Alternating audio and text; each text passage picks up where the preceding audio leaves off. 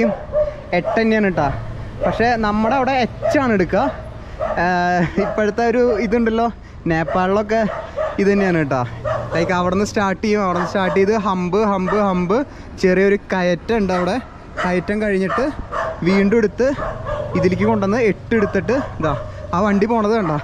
8 hump എല്ലാം ഉണ്ട് കേട്ടോ. നമ്മുടെ അവിടത്തെ പോലെ ഞാനൊക്കെ ലൈസൻസ് എടുത്തിട്ടുണ്ടായിരുന്നത് ജസ്റ്റ് എച്ച് മാത്രമാണ് കേട്ടോ.